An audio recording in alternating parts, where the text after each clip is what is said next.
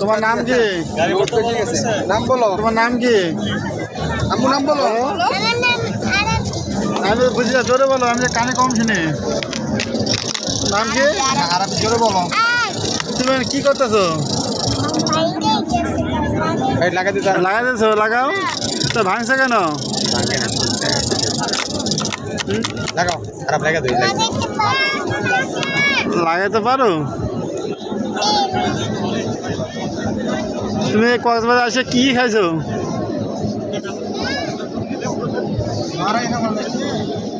কিছু খাও নাই? তোমার আম্মু আব্বু কিছু খাওয়াই নাই?